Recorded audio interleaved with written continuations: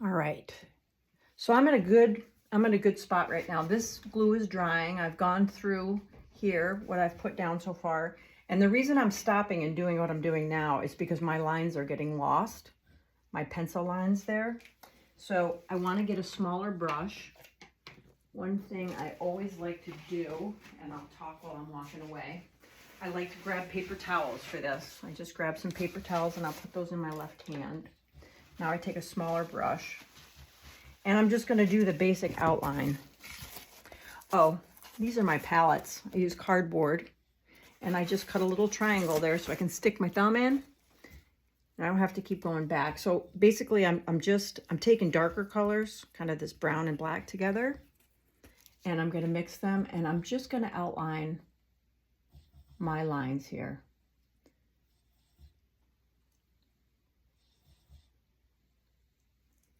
My little lady's ears got big ears, but we can fix those later. I just want to basically give myself some reference points here because I'm losing it a little bit. And typically, like, I'll start with just a figure here, but like this line right here that's coming down feels very strong to me, so I might just come in there. Now this decoupage that I just did over, and I told you I was going to show you, I've got a paper towel in my hand. I wet it a little bit. Mother spit, it's always better. See how you can just take that off? If you say, you know what, I don't like that line. I do like it, but what if I said I didn't like it? I'm just drawing my lines in so I can see what I'm doing before I get too lost. Now, since I'm drawing in these outside edges, I know I want leaves here. These are, you know, this is kind of the playtime when you're painting. This is playtime. You can't really get caught up in these ideas too much. I start off with an idea. Sometimes I'll use the internet for ideas kind of in my head. So, okay, so here we are. This looks too even to me. So I think what I'm gonna do is bring this down a little bit. Just, she might have something coming down here. I like this. This needs to come down. I do like symmetrical things, but I think when you're looking at a figure that's straight on, you don't want complete symmetry. What I do too now, since I know this is going to kind of be an idea for the part, right? I want to kind of bring that down. Maybe that might have been too strong. So I'm just going to, this is acrylic paint I'm using, right? I'm just taking it down slightly. And I want to sort of make reference lines to myself. I've got this lemon thing coming here. I like to put little segments in here like this, and I'll tell you why. It doesn't make it seem so overwhelming. You know, when you're working on something, sometimes it can seem like this space right here was like, oh, what am I going to do with that? Paper, should I paint it? This is also the phase right now that I do with stencils. Sometimes I don't do the complete stencil. And again, I am not getting caught up in this plan, okay? I did like the yellow. I might end up hating the yellow. So now I'm just going to take my palette. I've set it down, kind of like that brown in there. You probably can't see that anymore. So I'm just going to take any stencil, right? And I'm going to mess around. Typically, I like to just throw ideas on the canvas at this point. I have no idea what I'm doing, and I really don't care. I am trying to fill the space with sort of a easygoing idea of what I'm doing. I don't want to form any concrete things right now. So I use that stencil. I love this stencil.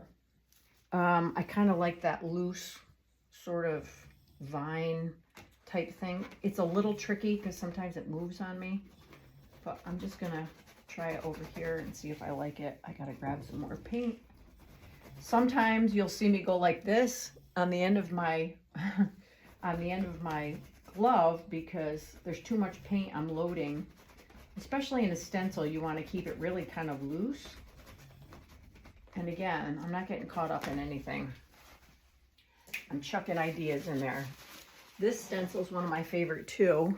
I kind of like to use this for end caps, I call them. These sort of, you know, floating leaf type things. You know, and I'm just showing you some of the ideas that I've developed over the years for things that ideas that I like. See how that comes up there like that. Now, sometimes I like to put solid stuff in too at this point. I might not use these colors, but again, this is play. This is nothing but play at this point.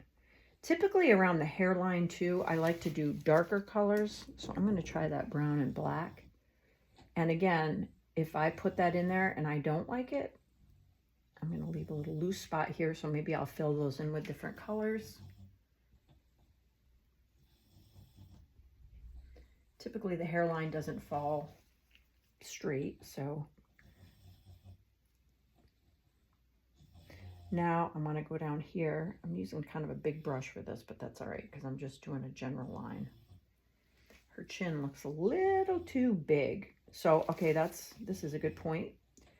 I'm going to come down. This, I'm not going to use this right here because I don't like it. It's too big. It looks too masculine. So I'm going to bring this down. And I think her chin needs to be a little more pointy. Again, I'm not getting caught up in these ideas. These are kind of like, okay, these are my reference points. Now I'm going to just do this neck. So it's coming down a little bit thinner. Nope, that's too thin. Yeah, I can always make it wider later. I did put the paper here, but I think I'm going to, I don't like the way that's curving in. So I'm just going to take my paper towel. I might even leave that darkness kind of, sometimes you can let that line fade rather than try to fight it. Yeah, that's a little better. She's still a little wide in the chin area.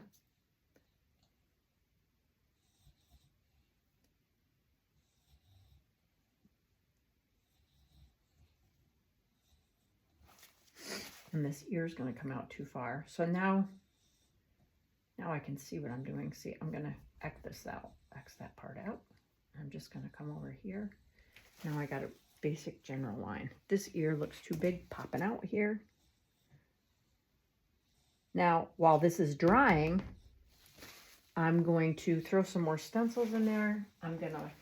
Here's some papers. Again, I'm not getting caught up in things. There's a little bit of color on this. These are napkins, actually, that I bought. I take the sheer stuff off the back and then use the napkins. You got to kind of be careful with these because they're so thin. The tissue paper is the same way. And you can see a little buckling there. You just want to kind of wipe it very gently. Decoupage usually takes about 15 or 20 minutes to dry. See how these straight lines are here? I'm not going to let that bother me right now because I'm going to go over that with paint. But now I have a general idea what I'm doing here. So we'll keep doing videos. I'll be back.